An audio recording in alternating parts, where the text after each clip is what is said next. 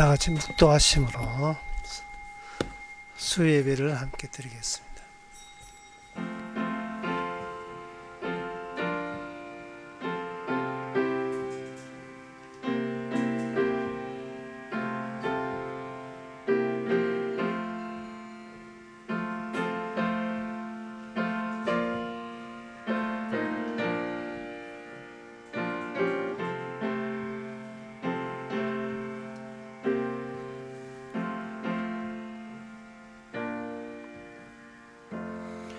내가 나의 행위를 고하매 주께서 내게 응답하셨으니 주의 윤리를 내게 가르치소서.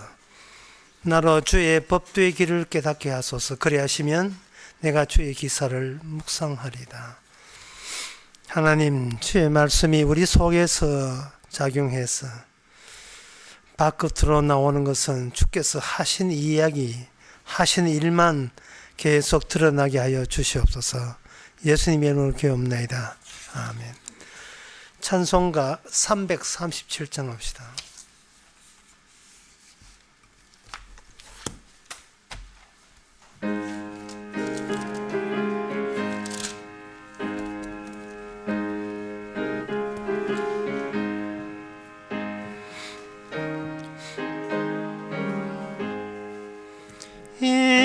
인내하신 구세주여 내 말 들으사 죄인 오라 하실 때에 날 부르소서. 주여 주여 내 말 들으사 죄인 오라 하실 때에 날 부르소서. 자비하신 보좌 앞에 꿇어 엎드려 자복하고 회개하니 믿음 주소서. 주여 주여 내 말 들으사 죄인 오라 하실 때에 날 부르소서.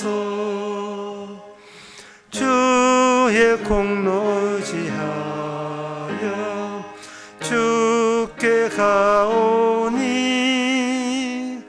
상한 마음을 고치시고 구원하소서. 주여 주여 내 말 들으사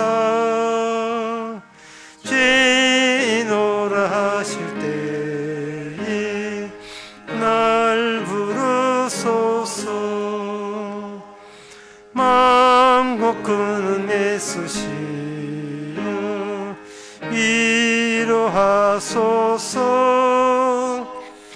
우리 주와 같으시니 어디 있을까. 주여 주여 내 말 들으사 죄인 오라 하실 때에 날 부르소서. 아멘. 우리 다 함께 이 시간 기도하는 시간입니다. 기도 제목은 소명 혹은 사명이 없으면 결국 극한 외로움에 시달리게 됩니다. 그래서 자꾸 사람만 찾게 되는데 하나님이 주신 말씀은 우리 안에서 소명을 유발하고 사명을 일으켜서 세상에서 외로움보다 주님과의 교제와 사귐에 빠지게 그렇게 시간을 보내게 하십니다. 사명 속에서 주님과 교제할 수 있도록 다 같이 기도합시다.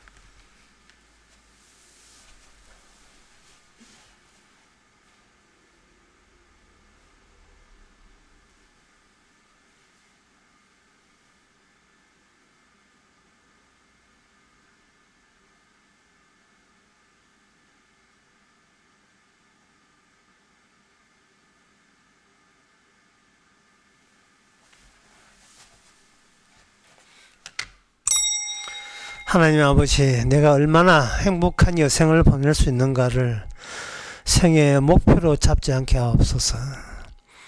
주께서 못난 우리를 어떻게 사용하고 계시는가, 우리 안에서 주님이 무슨 활동을 하시는지 주님의 지시에 따라서 사명자로 살게 하여 주시옵소서. 예수님의 이름으로 기도합나이다.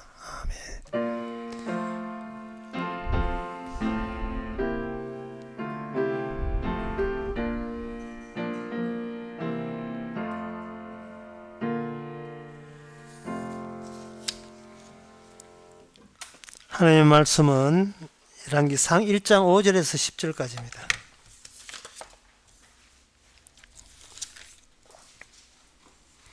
때에 학깃의 아들 아도니아가 스스로 높여서 이르기를 내가 왕이 되리라 하고 자기를 위하여 병거와 기병과 전배 50인을 예비하니 저는 압살롬의 다음에 난 자요 체형이 심히 준수한 자라. 그 부친이 내게 어찌하여 그리하였느냐 하는 말로 한 번도 저를 섭섭하게 한 일이 없었더라. 아도니아가 서루야의 아들 요압과 제사장 아비아들과 모의하니 저희가 쫓아 도우나 제사장 사독과 여호야대 아들 부나야와 선지자 나단과 시므이와 레이와 다윗에게 속한 용사들은 아도니아와 같이 하지 아니하였더라. 아도니아가 에로겔 근방 솔헤렛 돌 곁에서 양과 소와 살찐 송아지를 잡고 왕자 곧 자기의 모든 동생과 왕의 신복 유다 모든 사람을 다 청하였으나 선지자 나단과 브나야와 용사들과 자기 동생 솔로몬은 청하지 아니하였더라. 아멘. 오늘 이 말씀은 아도니아라는 다윗의 넷째 아들이 먼저 자기가 왕이 되겠다고 선포하는 그 대목이었습니다. 그런데 이 아도니아가 왕이 되겠다는 것은 아버지한테 어떤 허락을 받아본 적이 없습니다. 그리고 아도니아는 생각하기를 아버지의 생각이 중요한 것이 아니고 어차피 이 나라라는 것은 왕이 되는 이 이스라엘 나라의 숫자는 백성들이 많고 백성들이 나를 좋아하게 되면 하나의 그게 권력이 되고 단단한 권력이 왕위를 보장한다는 그런 생각을 했던 겁니다. 어떤 사람과 사람들의 모임에서 힘이라는 것은 보다 많은 사람이 나를 인정해 줄 때 그게 힘이 되지요. 바로 아도니아는 그러한 상식에 입각해서 왕이 될 그러한 분위기가 되었다라고 해서 왕을 선포했고 거기다가 백성들 입장에서 아도니아가 백성들 입장에서 생각하는 거예요. 생각해보면 그동안 늙은 다윗 말고 지금껏 이 나라 이스라엘을 이만큼 지켜온 것은 군부의 실세,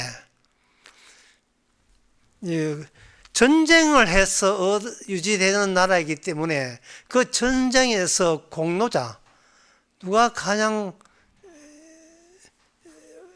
큰 승리를 이뤄냈는가? 그거는 요압이죠.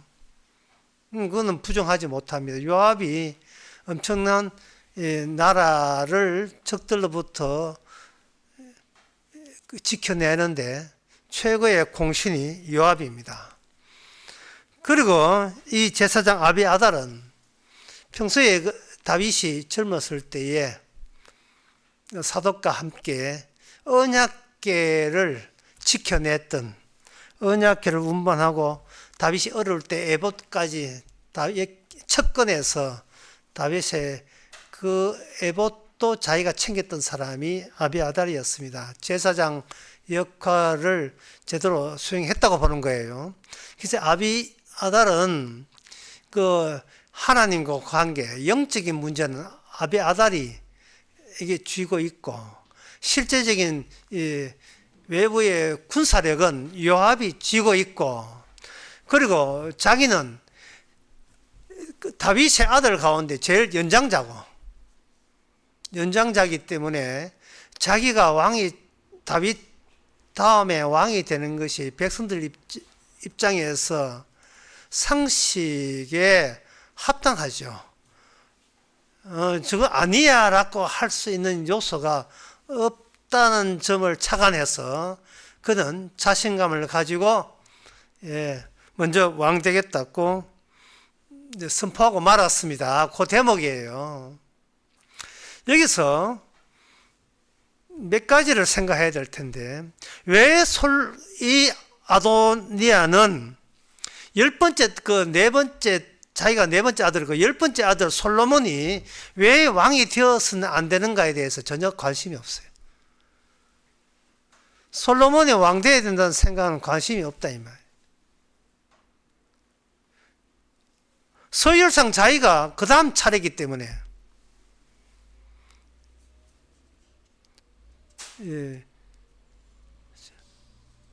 첫 번째 그 마귀는 세 번째 아들한테 맞아 죽었죠. 압살롬은 아버지한테 대들다가 죽었고, 둘째는 아마 아비가일의 아들인데 그 사람도 뭐 병들어 죽었는지 소식 없고, 그 다음에 뭐 가만히 있어도 자기 차례 왔네요. 네 번째 아도니아.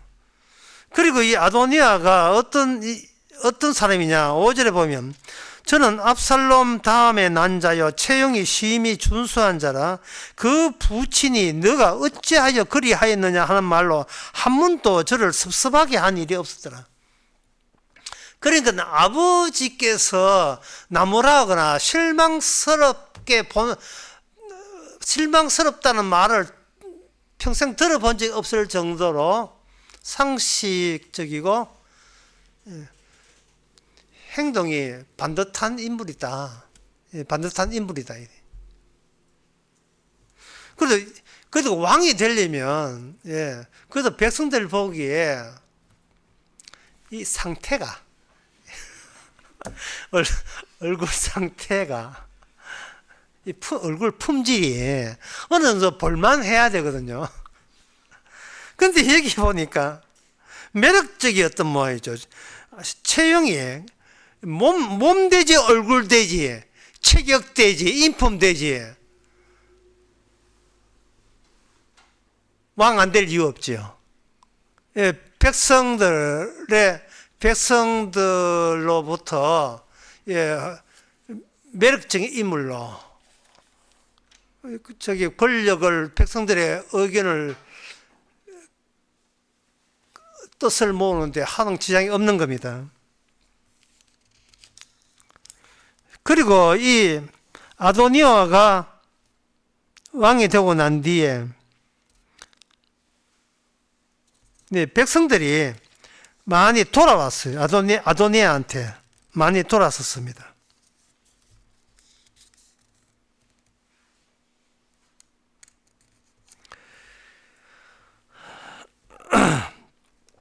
그래서 그 아도니아 입장에서는 자기의 왕을 셀프 왕이죠. 스스로 자기 왕 되겠다 했고, 거기에 대해서 어떤 그 지장되는 일은 전혀 없었습니다. 그런데 이제 그 문제가 솔로몬을 생각을 하지 않았다는 거예요. 아도니아의 문제가 솔로몬을 생각하지 않은 거예요. 그러니까 이대로 밀어붙이면 그냥 계속 왕이 될 수밖에 없는 겁니다.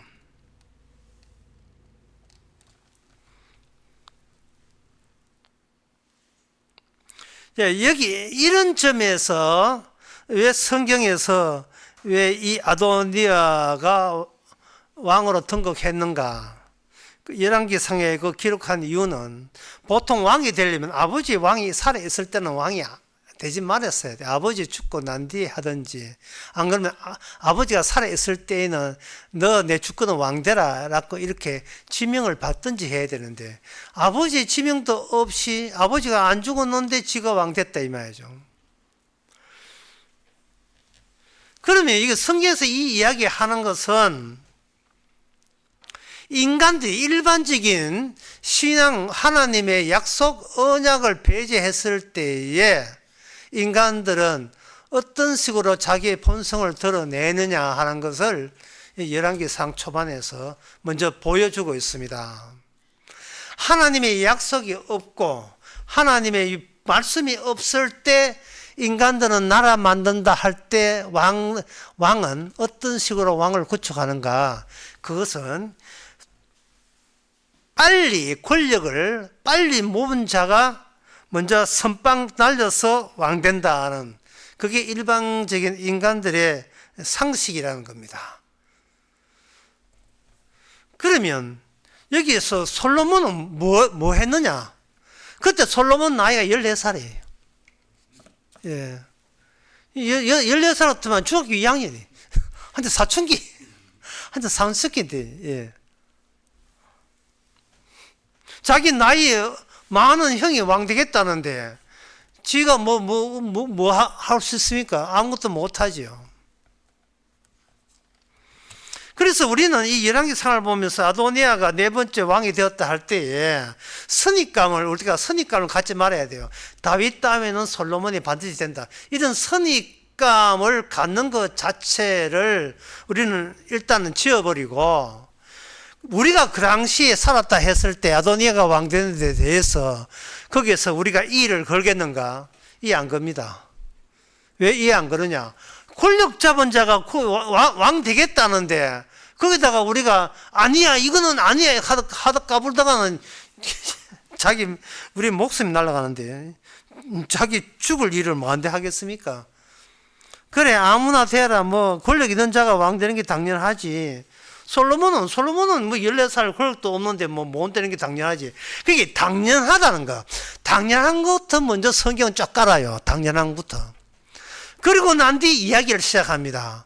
당연한 게 문제라는 거예요, 인간은. 인간의 당연한 게 하나님 보시기에 거절당하는 마음가짐인데, 왜 그러냐 하면은요, 하나님의 약속과 말씀이 개개인의 인간의 마음을 겨냥해서 찾아오게 되어 있어요. 인간의 마음을 겨냥해서. 하나님께 천지를 창조했다. 우리가 이거는 안 믿는 사람도 다 알고 있어요. 천지를 창조하는 거, 신이 있다면 천지를 창조했겠지요. 그래서 해와 달 하나님 만들었다. 그래서 중요한 것은 하나님께서 말씀이 해와 달 만들었다, 하늘 땅 만들었다. 지금 이게 말씀의 초점이 다가 아니고 어디를 뾰족한 바늘같이 찌르는 곳이 있습니다. 그 말씀이 직결해서 응집되어서 초점을 맞추어서 찌르는 곳이 뭐냐? 인간의 마음이에요. 천지를 만드신 하나님께서 인간의 마음을 갈봐요. 인간의 마음까지 도착하는 거예요, 말씀이. 그 마음이 뭐냐? 5절에 나옵니다. 때에 학깃의 아들 아도니아가 스스로 높여서 내가 왕이 되고자 하여 자기를 위하여 이랬어요. 스스로 높이고 매사가 자기 위해서 머리가 돌아가고 생각이 돌아갈 때 그걸 향하여 언약이 드디어 슈슈슈 화살 쏘듯이 언약이 그걸 향하여 노리고 겨냥해서 화살처럼 날아가는 거예요. 날아가서 꽂히는 겁니다. 하나님의 언약이. 이것은 뭐냐 하면은 모든 인간은요, 뭐로 커버되어 있느냐 하면은 선악적인 선악의식 구조로 자기 자신을 커버하고 방비하고 있는 거거든요. 아담이 선악과를 따먹고 난 뒤에 마귀의 마음이 인간 속에 퍼졌습니다. 퍼졌기 때문에 악마가 받아야 될 죄값을 악마의 동일한 마음을 갖고 있는 인간들이 그 죄값을 같이 할당받게 되었어요. 참 이게 억울하다 할까 아니면 지극히 당연하다 할까요?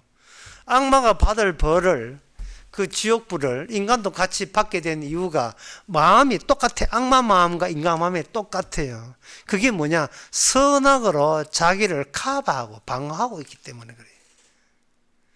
선악으로 커버하고 있기 때문에 선악적으로 자기가 옳다 싶으면 그 다음부터 자기가 업돼요. 올라갑니다. 자기를 스스로 높여요. 자기를 높일 때 나오는 불쑥 나오는 그 멘트, 그 말이 뭐냐 하면은 내가 뭐가 잘못됐는데, 내가 뭐가 죄인인데, 모든 불신자들, 교회 다녀도 마찬가지지만 모든 불신자들이 이 한결같이 나오는 이야기가 그거예요. 내가 뭐가 잘못됐는데 십자가를 믿어야 되는 거야. 나 잘못한 거 없다. 열심히 살았다. 이거예요. 그것을 향하여 하나님의 언약이 슈슈슈 하고 사슬이 이제 관절 꽂히듯이 꽂히는 겁니다. 그렇다면 열왕기상은 뭐가 되겠냐 하면은 원래 솔로몬은 다윗 왕이 죽고 그 다음에 하나님의 약속에 의해서 솔로몬이 왕이 되게 돼 있었어요. 그런데 그 시기가 앞당겨져요. 다윗이 죽고 솔로몬 왕이 돼야 되는데 다윗이 죽기 전에 중간에 아도니아가 스스로 높여서 왕이 된다고 하니까 하나님께서는 그제서 잠복되어 있는 언약 안에 잠복되어 있는 솔로몬의 언약성, 하나님의 왕되는 약속성을 끄집어내면서 아도니아의 사고방식과 솔로몬 쪽의 사고방식에 어떻게 이렇게 극렬하게 대조가 되는가를 우리에게 보여주는 거예요. 하나님의 언약은 대조가 안 되면 언약이라는 것을 알 수 길이 없어요. 솔로몬은 약속대로 왕 됐겠지. 이러면 솔로몬이 왕 된 이유를 몰라요. 근데 아도니아가 딱 등장하면서 아도니아의 사고방식과는 극히 대조적인 방식으로 솔로몬은 이미 왕 되기로 작정되어 있다는 겁니다.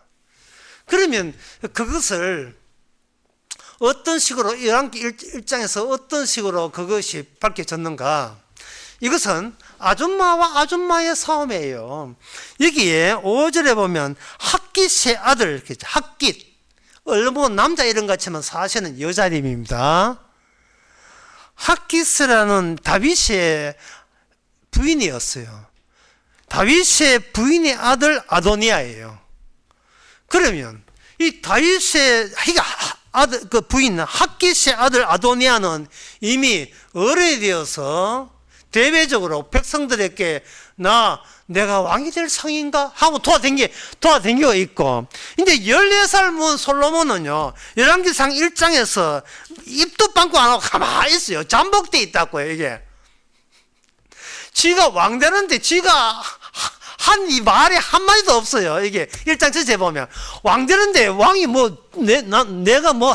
내가 한마디 할까요? 하지마. 아무 소리 안 하고 왕 된 사람이에요. 솔로몬이 아무 소리 안 하고.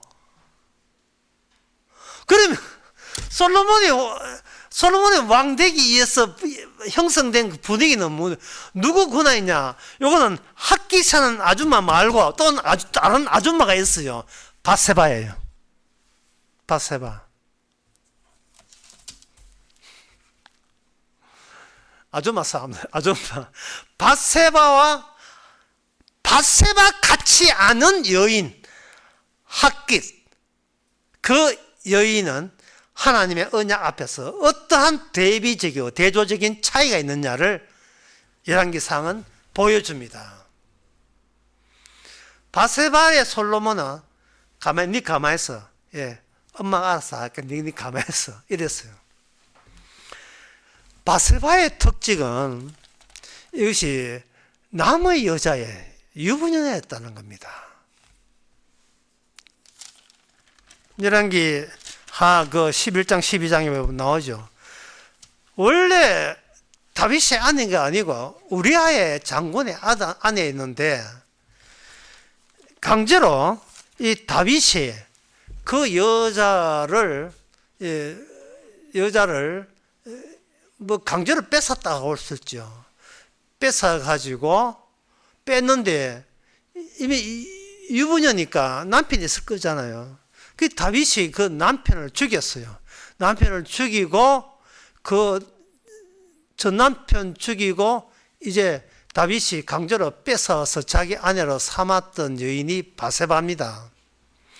그런데 이 바세바가 등장하지 않으면 다윗은 다윗 언약에 준한 왕이 될 수가 없어요.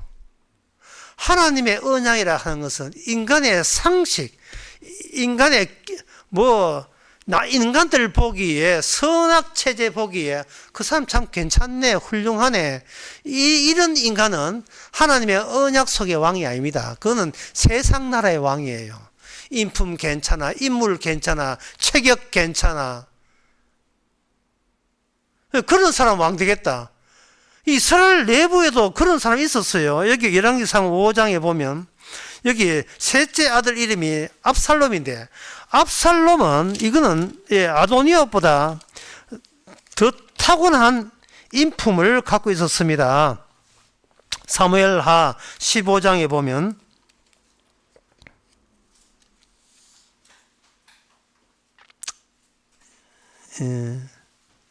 14장 25절 보면 되면, 온 이스라엘 가운데 압살롬 같이 아름다움으로 크게 칭찬받는 자가 없었으니 저는 발바닥부터 정수리까지 흠이 없습니다. 흠이 없습니다. 그 머리털은 무거움으로, 또 이 남자가 또 사자털처럼 그렇게 해야 돼요. 우리나라의 지금은 60 가까이 됐지만 옛날 그 가수 가운데 머리털하고 키 잘생긴 사람이 있어요.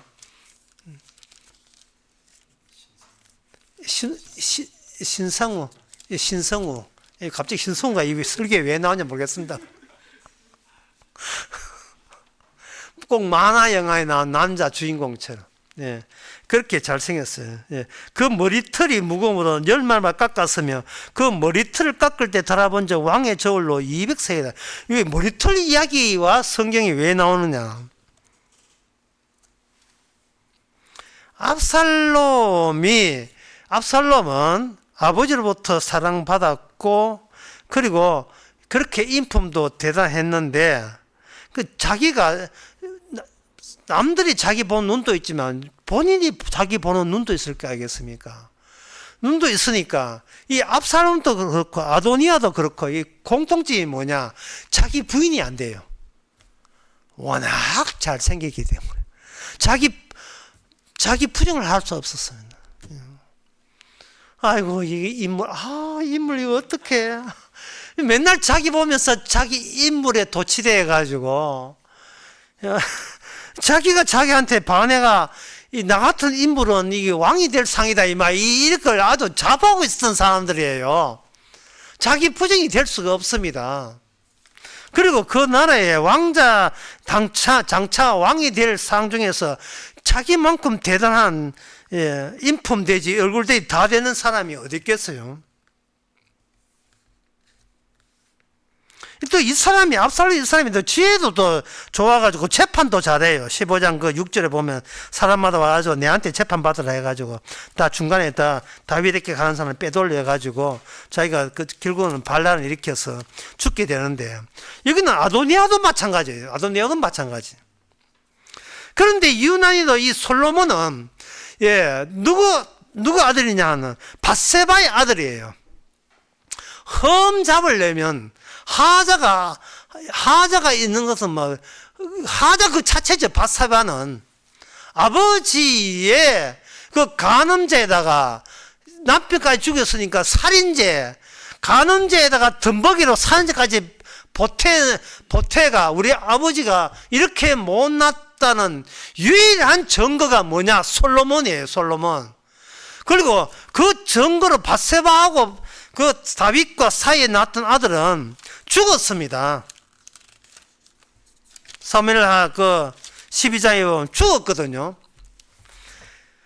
죽고 난 뒤에 사무엘상 12장 24절에 다윗이 그 바세바를 위로하고 저에게 들어가 동침하였더니 저가 아들을 낳으며 이름을 솔로몬이라 하니라. 여호와께서 그를 사랑하사 선지자 나단을 보내어 이름을 여디디아라고 하시니라고 돼. 여디디아, 이는 여호와께서 사랑하심을 인함이라 이래 있어요.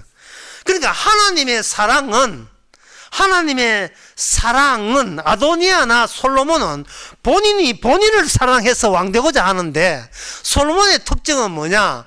하나님의 사랑이 그 왕자 중에 유일하게 담겨 있는 자가 솔로몬입니다.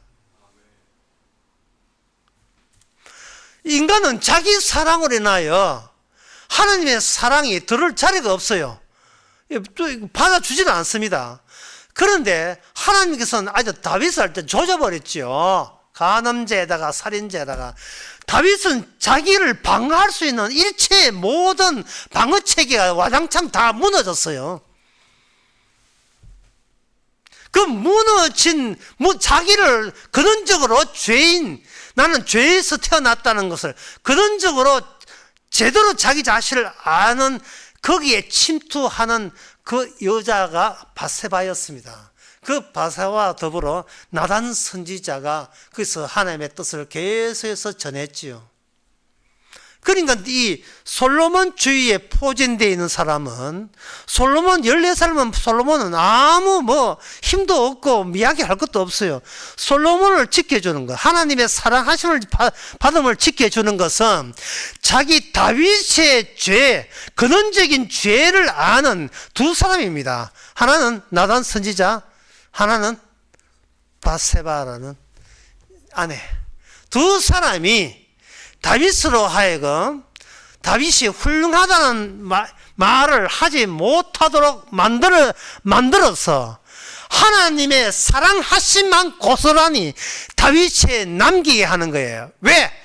이스라엘의 왕 자리는 하나님의 왕의 대리자, 여호와 왕 되심의 대리자이기 때문에 하나님께서 왕이 되신다면 하나님께 버림받고 사랑받음, 이 두 가지 요소가 일찍이 이스라엘 역사 속에 남아 있어야 되기 때문에 그렇습니다.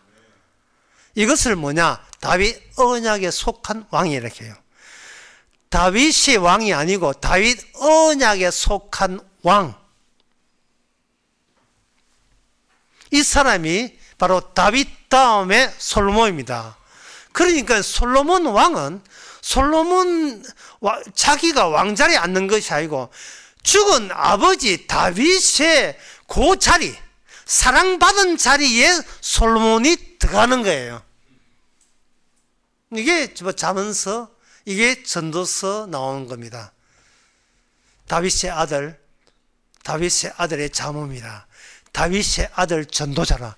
자기 이름은 감추고 죽은 다윗을 계속 내세우는 이유는 이 자리는 내가 왕이 될 자리가 아니고 돌아가신 아버지가 남긴 사랑의 자리에 나는 그냥 걸쳐 들어가는 거예요. 그게 바로 언약입니다. 이 언약에 대해서 이미 나단 선지자가 알고 있었어요. 나단 선지자는 다윗 다음에 어떤 왕이 될 것인가를 다 알고 있었습니다. 그게 사무엘하 7장 15절 17절에 있습니다. 하나님께서 다윗이 성전 짓겠다는데 하나님께서 나단 선지자를 보내가지고 다윗으로 하여금 성전을 못 짓게 하시고, 네가 내 집 지으려고? 아니야, 나는 사람이 지은 집에 나는 있지 않아. 그러면 하나님은 어느 집에 하는데요? 사람이 지은 집을 있지 않는다니까. 그러면 어느 집요? 내가 있을 집을 내가 지을 거야. 근데 그 집은 어떤 집입니까? 내가 다윗의 혈통 안에 내가 있을 내 집을 내가 지을 거야. 이것을 나단 선지자가 얘기합니다. 그것이 바로 나를 위해 집을 지을 것인데, 그것은 다윗의 가문의 족보다. 다윗의 족보인데 그 다윗의 족보가 있음으로써 다윗의 족보가 있음으로써 이스라엘은 영원히 하나님과 함께 영원한 나라가 된다 하고 나단이 이 모든 말씀을 묵시대로 다윗에게 고했다. 다윗 당신은 죽어도 당신의 가문이 남으면 그것은 하나님이 영원히 거할 집이십니다, 이런 뜻이에요. 그러니까 이걸 쉽게 간단히 줄쓰면 다윗의 가문으로 다윗의 후손으로 오십니다. 하나님 내가 다윗의 대를 이은 후손으로 올 거야. 그러면 다윗의 후손이 하나님이 된다면 그때 하나님의 집, 다시 임마누엘, 백성이 나와 함께 영원히 사는 집, 천국, 약속의 땅, 예루살렘, 그래서 만들어지는 거예요. 그걸 이제 이 지상에서 어떻게 그걸 구현하는지, 다윗이 받던 다윗 언약을 어떻게 재현하고 다시 반복시키는지, 그 역할에 들어가는 것이 바로 솔로몬입니다. 그래서 솔로몬은 대기하고 있었는데 아버지 죽고 난 뒤에 들어갈 생각했는데 이 아도니아가 아주 훌륭한 역할을 했어요. 언약에 있지도 않는 반언약과는 대비가 되는 그 인간이 나 왕될래 하고 등장한 거예요. 왕될래. 그리고 왕될래 하면서 등장하면서 거기에 같이 그 아도니아 붙었던 자가 누구냐? 그게 바로 아비아달, 요압과 제사장 아비아달인데, 요압도 하나님의 언약에 대해서 반대 언약과 대조되는 성격을 가진 인간이고, 제사장 아비아달도 하나님의 언약과 대비되는 성격을 가진 제사장이에요. 그러니까 아도니아, 요압, 아비아달 3정세트 이 세 명이 한조가 되어서 권력을 차지했는데, 이 권력이 이스라엘 속에 왕 자리를 놓고 하나님이 인정하지 않는 비언약적 왕은 이런 쪽이고 라고 보여줬네. 이런 쪽, 언약이 아닌 쪽, 하나님이 약속한 바가 없는, 하나님의 약속에서 탈락되는 루가 어떤 성격을 갖고 있는가를 열왕기상 초반에 먼저 보여줍니다. 결국 열왕기상은요, 끝까지 이 성격이 우세해가지고 이스라엘 나라가 망해요. 열왕기상 하가 바벨론 포로 잡혀가고 난 뒤에 책이거든요. 왜 우리는 망했는가? 망하는 요소에 대해서는 속속들이 우리가 놓치지 말고 그 왕들의 잘못을 다 기재하는 책이 열왕기상이에요. 상하. 그러면 요압은 도대체 뭐가 문제였던가? 요압의 문제를 끄집어 내는데 상당히 이게 상당히 중요합니다. 열왕기하 24장 3절에 보면 이게 왜 중요하냐면, 다윗이 말년에 이스라엘과 유다의 인구조사를 했어요. 인구조사를 했는데 이게 이제 사탄이 격동해서 인구조사가 되었어요. 그때 요압이 이런 이야기입니다. 3절에 요압이 왕께 고하되 이 백성은 얼마든지 왕의 하나님 여호와께서 100배나 더하게 하사 내 주의 눈으로 보게 하시기를 원하나이다. 그런즉 어찌하여 이런 일을 기뻐하지 아니하나이까? 다시 말해서 인구조사를 하지 말라고 요압 왕이 최측근이니까, 군부의 실세니까 다윗에게 감히 조언을 했어요. 인구조사 안 해도 하나님 인구를 100배나 합니다. 임금님 인구조사 하지 마세요 라고 했어요. 그런데 이게 왜 우리 보기에는 굉장히 신앙적 조언처럼 느껴지는데 이게 왜 비언약이냐? 바로 다윗이 제사장 중에 제사장으로서의 왕이 됨을 요압은 보지를 못했던 거예요. 인구조사해가지고 여기에 백성들이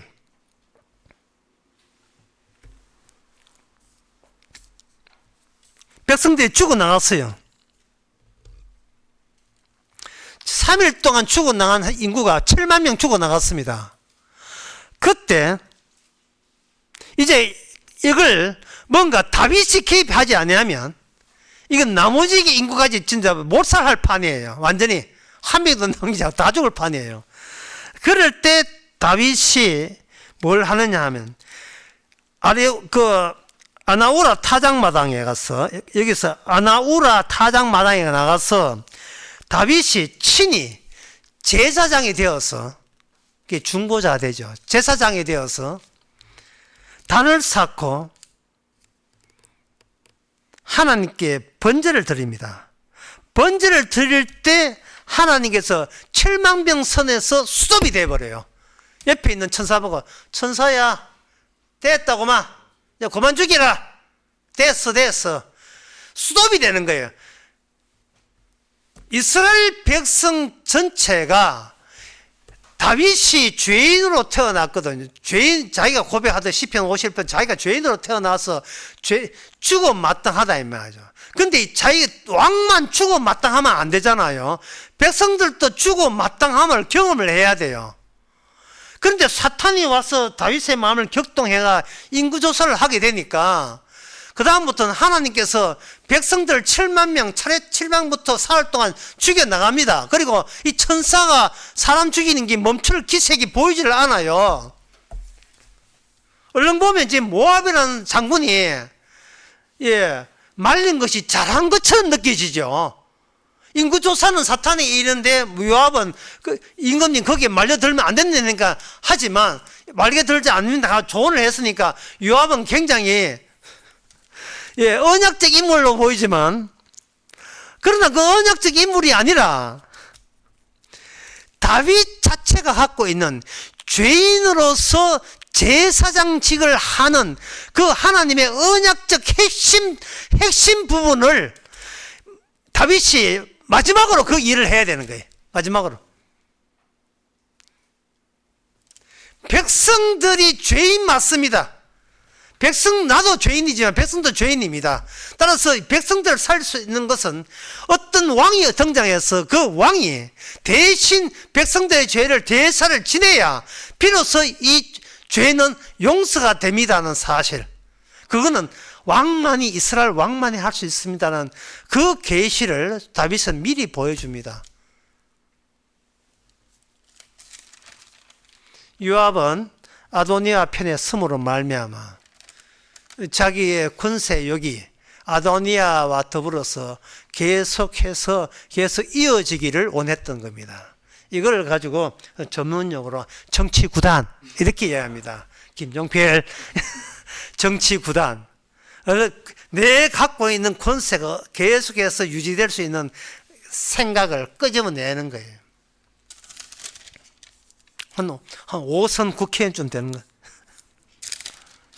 그러면 여기에 아비아달은 또 이게 왜 비언약적인가? 하여튼 비언약적인 거 3명 다 모아놨어. 아비아달은 어디에 나오냐 하면은 열왕기상 27장에 2장 27절에 보면 거기 얘기 나옵니다. 열왕기상 27절에 보면 아비아달을 쫓아내어 여호와의 제사장 직분을 파면하니 여호와께서 실로에서 엘리의 집에 대해서 하신 말씀을 응하게 함이라 해야 돼서 아비아달을 쫓아내는 것은 사무엘상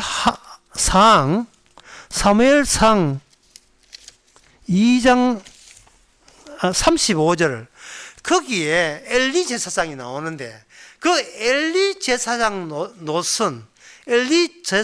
노선을 따라 마지막 끝까지 온 자가 아비아달 제사장이었습니다. 그런데 엘리 제사장에게 저주하고 그 저주한 게 나와요. 네가 다시 말해서 하나님께서 엘리 제사장에게 네가 네 자식을 네 하나님보다 더 존중히 여기고 그만큼 나를 멸시했기 때문에 이제부터 너의 제사장 집안은 완전히 작살날 것이고 너는 처소의 환란을 볼 것이고 내 집안에 영원토록 노인이 없을 것이며 내 단에서 모든 사람들이 젊어서 죽게 되고 그 다음에 너는 제사장으로서의 너 가문이 제사장 가문이지만 그래서 난 사는 가운데 나는 안 쓸 거고 내 마음에 합당한 다른 제사장을 내가 따로 세울 것이다. 내 뜻대로 한 제사장을 충실한 제사장을 일으킨다. 36절 사무엘상 2장 36절 나와 있어요. 그러니까 아비아달이 비록 다윗과 함께 언약 지킨다고 고생하고 솔로몬 압살롬 반란 때 충성을 했지만 그 사람 속에 내부에 흐르는 것은 엘리의 저주, 엘리 제사장의 저주 노선, 그것이 계속 가는 거예요. 결국 오늘 이 본문 뭐냐 하면은 그동안 레이지파의 계통의 그 아비에들은 레이지파의 계통의 그 노선이 레이지파 말고 12지파가 아니라 레이지파 말고 이제 다윗 지파로 끊어진 채 노선 이동이 되었다는 거예요. 근데 노선 이동되는데 그 레이지파에서 유다지파로 노선 이동될 때에 이게 결정적으로 한 것이 뭐냐, 다윗이 바세바와 간음하고 그 남편을 살인했다는 그 점이 인간이 갖고 있던 선악 체제가 구원받는데, 천국 가는데 아무 짝도 소용없다는 것을 결정적으로 보여준 거예요. 선악 체계를 향하여 언약과 복음이 화살로 날아가가지고 그걸 절단하고 끊어버립니다. 그게 끊기지 아니하면 구원은 물 건너가는 구원은 없어요. 왜? 그게 있으면 자꾸 자기를 커버하고 선악체가 자기를 방어할 생각하니까요. 아도니아처럼, 요압처럼 권력 유지하려고, 아비아달처럼. 우리 집안은 엘리 제사장이다. 엘리 제사장이 뭔데? 저주받은 자인데.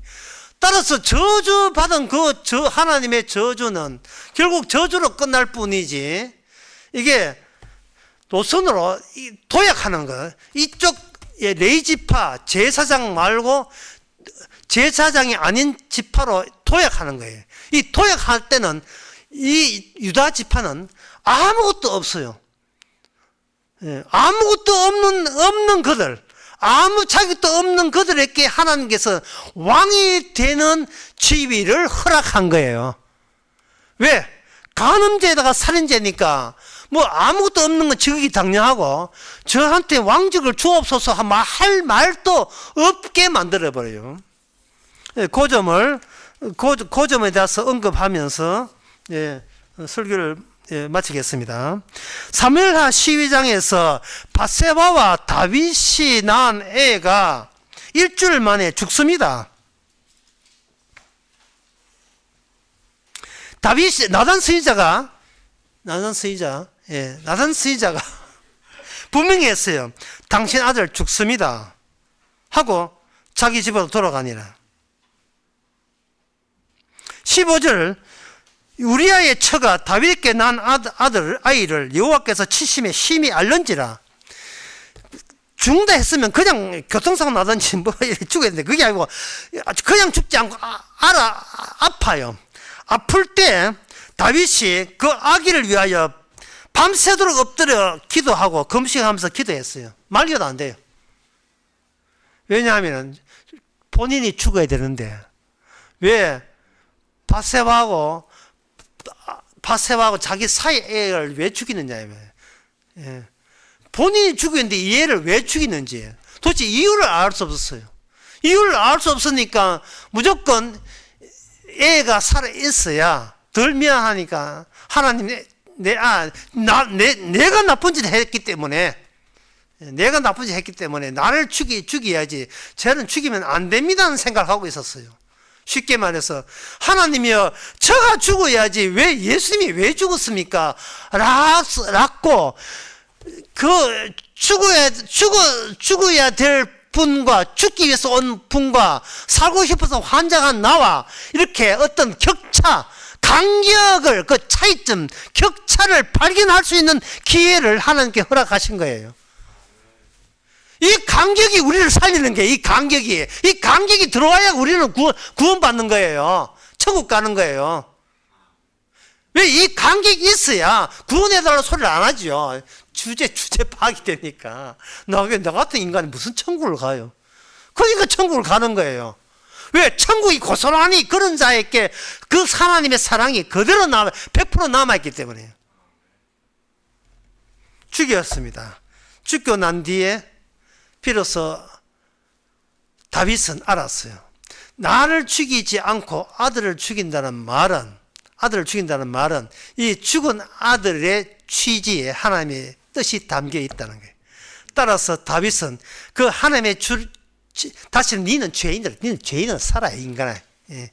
그래서 계속 니 대신 죽은 아들을 기억하란 말이야. 니 죄인으로 사는 것이 이스라엘 왕다운 태도야. 난 그걸 간파하니까 다윗이 어떻게 했는가? 자기가 죄인 되기 위해서 모든 처보다 바세바를 더 사랑하고 다윗이 늙을 때까지 바세바에게 모든 정권을 이름했습니다. 모든 바세바한테 맡기고 자기는 바세바를 통해서 그 국정 운영이 바세바를 통해서 전달받는 거예요. 오늘 열왕기상에서 바로 이것이 바로 이스라엘의 왕이 아니라 다윗 언약 안에서만 비로소 하나님이 왕대심을 드러내는 왕이 등장한다. 이것이 하나님이 원하는 왕이었다. 이 왕을 따라서 장차 다윗의 후손에서 누군가 오실 것이다. 이게 바로 열왕기상의 핵심입니다. 기도하겠습니다. 하나님 아버지, 우리 자신이 뭘로 둘둘 감았는지 다시 한번 우리 자신을 돌아보게 하옵소서. 감히 건방지게 구원해달라는 소리가 얼마나 우리 자신을 몰랐으면 시건방지게 나오는 소리인지를 깨닫게 해주시고, 도리어 주님 십자가 앞에서 죽어야 될 분은 우리지지 예수님이 아님을 다시 한번 깨닫고 감사하는 저희들 되게 하옵소서. 예수님의 이름으로 기도합나이다. 아멘. 찬송가 405장 가사를 생각하면서 불러봅시다. 405장.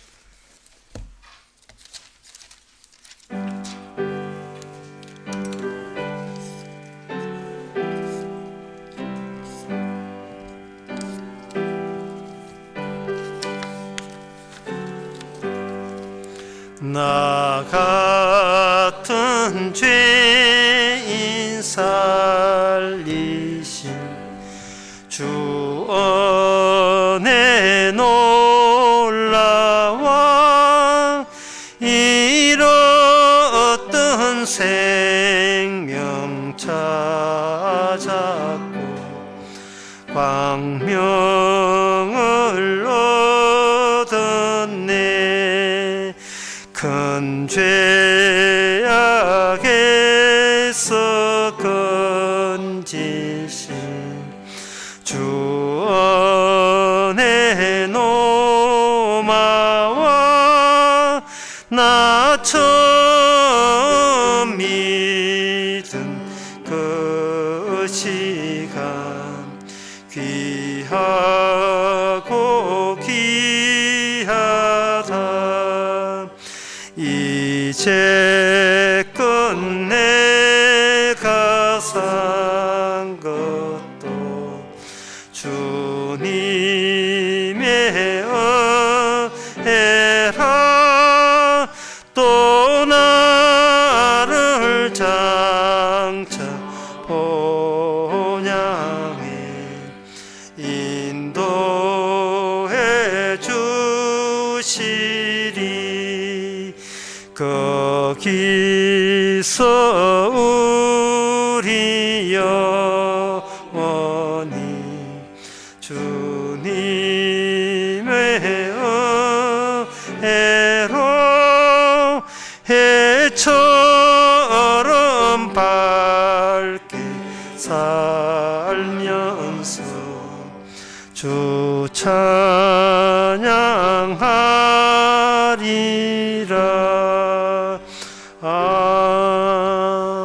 아멘. 기도합시다. 지금은 우리 주 예수 그리스도의 은혜와 하나님의 크신 사랑과 성령의 충만하심이 다윗을 보내주시고 주님을 보내주신 뜻을 아는 모든 성도에게 함께 있을지어다.